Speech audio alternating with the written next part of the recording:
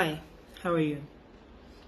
So I was going to do this live, but the network was bad, so I will post a video instead. First off, I'm doing okay, thank you. I hope you all are doing all right. All right. So I've been offline for a while. I logged on yesterday. I brought myself up to speed with regards to news, or as much of it as I could, and what's happening. From Lekki to Obibo to Zabamari. I hope I said that right. If not, I apologize. And to places we've never heard of or about.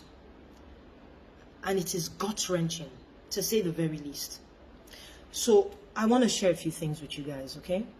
First of all, I know the fight that we're fighting, it is not a fair fight. It is not a fair fight by a long shot. We're up against people that have all the power, that have all the money, resources, access. They control all the security arms. Corruption is the order of the day. Lies on top of lies on top of lies. Lie will not kill Muhammad. It is like being thrown into a gunfight with a stick. How do you win? How do you win a fight like that? So yes, it's very demoralizing. On the other hand is our movement. Oh boy, to see pictures of dead people on your timeline non-stop all day. Hear stories of people and survivors and victims, and one has lost his leg, the other one his arm. Oh boy, it is depressing. Mentally, spiritually, emotionally, physically, it is depressing. I get it. And so we switch off. No pun intended. We tune to something else. You know, how am I going to make my next daily bread?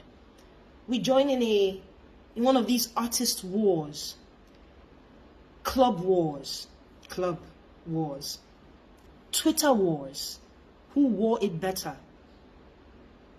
But please allow me to remind you of the people who cannot switch it off, who do not have the luxury to debate with us in these Twitter wars, who can never ever again in their life think of how to make their next daily bread.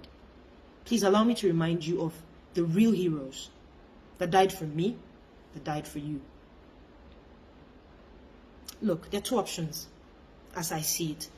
One I like to call the short-term option. The second one I call the long-term option. Mind you, both options have the same outcome. Short-term option, we go out there, screaming at the top of our voices, demanding change. We want our country back, standing on our constitutional rights. And knowing the government we have, they might just whisk all of us away. The end. The second long-term option, we do nothing. We still die. Maybe one by one, but we still die off. Either from poverty, a very poor health sector, security personnel. Take the newspaper boy that was selling his newspaper by the side of the road, and a security personnel of a speaker shot him, side of the road, trying to earn his living. Dead. For what? I saw a video of mothers that new mothers that were put outside the hospital because, to be honest, the reason is not even worth mentioning. Because of a poor health system. Guys, listen.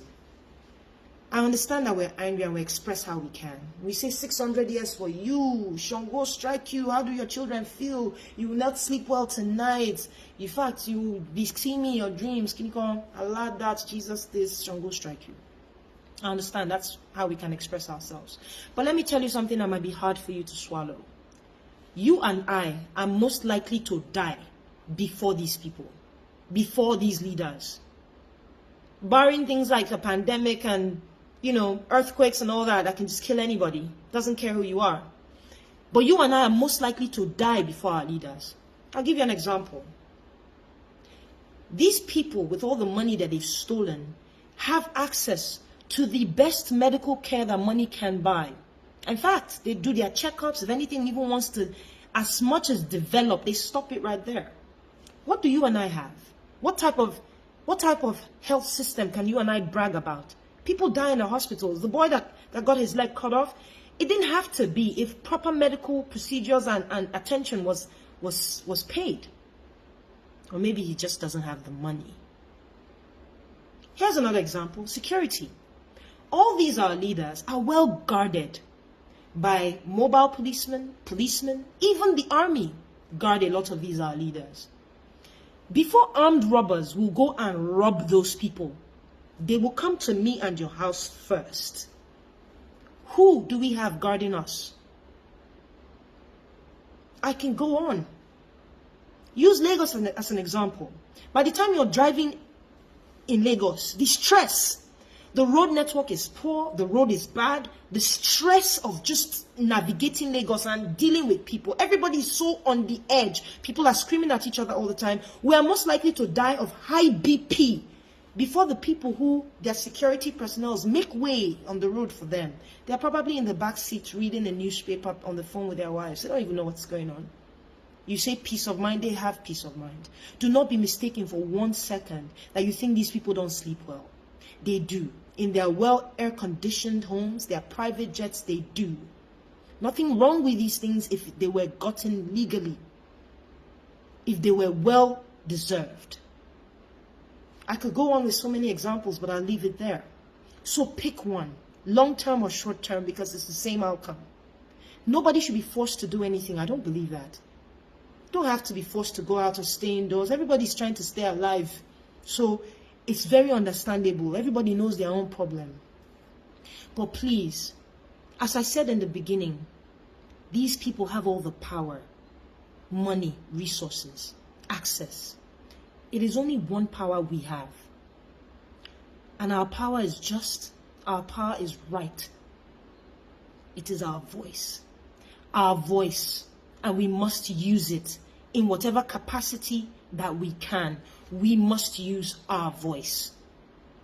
You see, when we don't see Endsars on the Twitter trend, take for example, Endsars, this is how I see it. It's like a key that opened a door to a big warehouse. Palliative gang, come through. And in that warehouse is all the problems plaguing Nigeria. At least the ones we're aware of.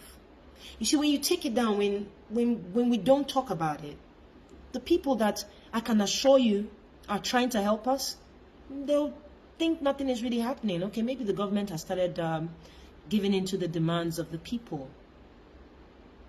So think about it. I know we're tired. It won't take you up to a minute. Keep it on that table no matter what. I don't care if it's on number 9 or 10, 11, 5. And some days we might miss it, but please let us try. I can assure you that there are people fighting for us. It's a marathon. It's not a sprint. You can take my word to the bank. People are fighting for us. Let us help them. Let us be part of the solution. I'll probably talk again to you guys in a couple of days. Let's see how it goes. And also, I do not have any backup accounts. I saw so many. Wow. I don't have any backup accounts. I don't have any representing accounts, any substitute account. I don't. Okay, I'll probably put them in the caption just one more time. All right. Thank you guys. Cheers.